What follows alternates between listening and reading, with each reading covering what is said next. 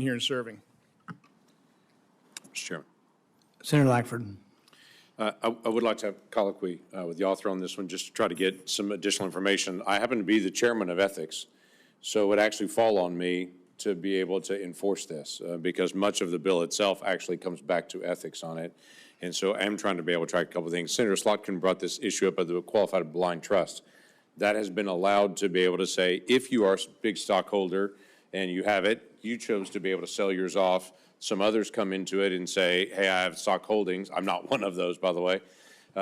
They would come in and say, I'm going to put all this in a qualified blind trust. They're prohibited from having communication with them. That person is actually managing it, and they're separated totally. This bill would say, no, you can't do that anymore. So if you have stocks, you can't put that in a qualified blind trust any longer. Why would that be? A couple of things. Number one, if you have a qualified blind trust and you are a member of Congress, again, you have until the beginning of your next term, should the voters see fit to reelect you. No, I get that, but then after that, it's prohibited on it. So correct. So for those who know ahead of time that they're going to be joining this body, they can no longer use qualified blind trust. And the reason for that is, as you know, the rules on qualified blind trusts are not airtight. They're actually very loose. It is very difficult to police. You don't police them, and the Ethics Committee. Well, the Ethics Committee, thank you for mentioning that. Ethics Committee does police that. So thanks for telling me what I don't do. We do police that, but you do not police the structure of the blind trust. We do, actually.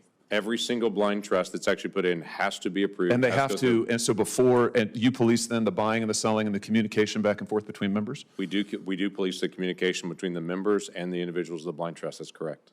And so you think that that's an effective way? You're saying you think we need no changes now. You think that effectively accounts for any sort of again, this suddenly sounds like it's personal. You're telling me what I don't do. No, I'm just asking you a question because what we found over and over is when members of Congress have been investigated for securities violations, they have said over and over, oh, I had a trust. I had a trust. I didn't really know anything about it. And then as it turns out, they're communicating with their trustee, and they say, oh, we're allowed to do that.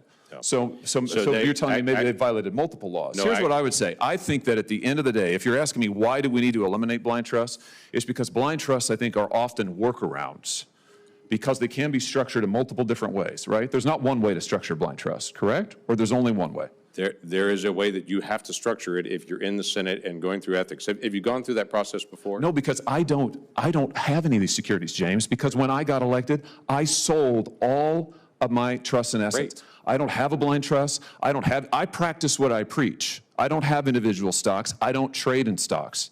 I'm not a billionaire, unlike others on this committee. And what I think is the American people are sending us a clear message, and I hope that they are watching this today. They're sending us a message that they want us to behave as they behave. Right. So I'm just trying to ask some questions. I'm trying to figure out some things on this because of the way that it's shaped. I've got to be able to work through this. I do believe the qualified blind trust works. The folks that you're mentioning, I think, are folks that say, hey, I had a stockbroker, I had somebody that was handling that, but that was not a qualified blind trust.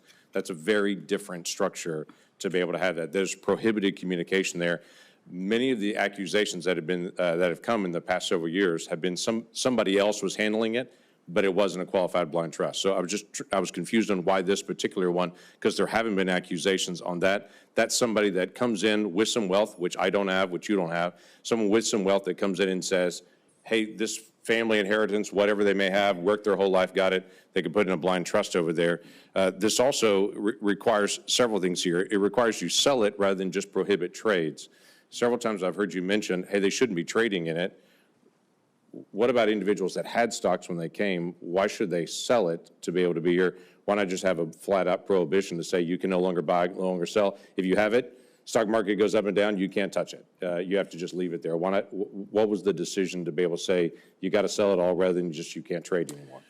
Well, there is a ban on trading that would take effect immediately for all members, not just new members who are coming in, but for all members. So I've been saying over and over that you have until your next term, should you be reelected, in order to divest. But you make the important point that the trading would be prohibited immediately. Right. Your question is why even in the next term require people to divest? I think that the answer to that is because you know what you own, presumably. I mean, you know that you have assets in the following securities.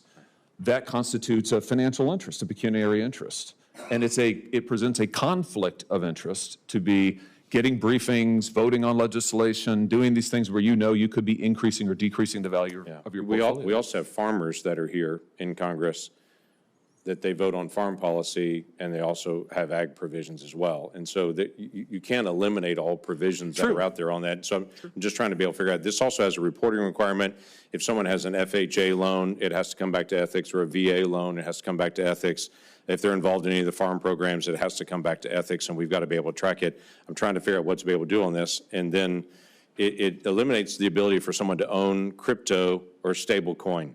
Now, we just passed a bill allowing stablecoin to exist.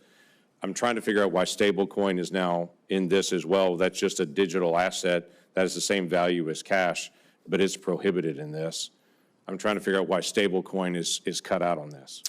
Well, you say in it now. I mean, it has been in it. It's in the bill that we passed a year ago before the most recent hasn't changed. Stablecoin, we just made the change on, to be able to open up stablecoin in the regulatory basis for all Americans. We didn't make the change in this bill. Congress passed a bill. I get that. That's why I'm just asking why it's still in this, that there's a prohibition for that kind of digital asset. Well, it's just a dollar for dollar. It's the same as owning cash.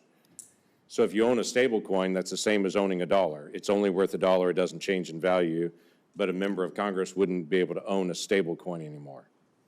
Correct, and it's for the same reason, the same pecuniary interest, conflict of interest provisions that we think with individual stock. I mean, you have to draw the line somewhere.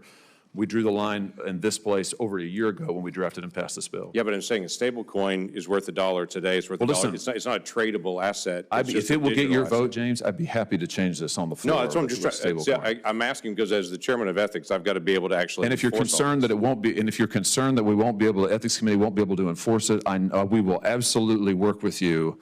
And I know the Ethics Committee is a bipartisan committee. It is. And I know that your Democrat colleagues would also be happy to work with you to make sure that we can enforce this. We'll get you the guidance. And I'm happy to work with anybody on the floor who actually wants to change the bill to make it better. I mean, I agree with what Senator Slotkin said. This is not a perfect bill. It's not an ideal bill. Listen, there's provisions of this bill I don't like that much. But here's my bottom line. I've been working on this this is my 7th year now in the Senate. I've been working on it for 7 years. I want a bill that can pass this committee, that can pass the Senate, and that can be signed into law by the president.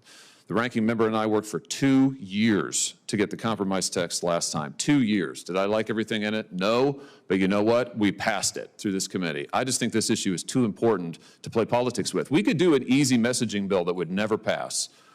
But if you want to really make a change and you want to make law, you're going to have to draw the line somewhere. So having said that, I will absolutely work with you, Senator Lankford, and anybody else who says, okay, you know what, I think this needs to be changed.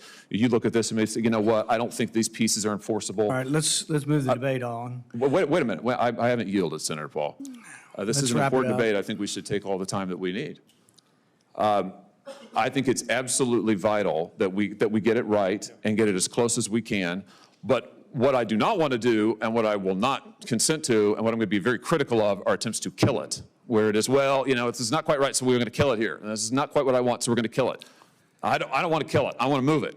I want to move it. I want to get this enacted. I want the American people to be able to trust this body, and I think that's why this vote today is so important. All right, let's move it along. On the question of stablecoin that Senator Lankford brings up, the hope is that someday in the near future, it may be that everything you purchase on Amazon, that stablecoin is a choice.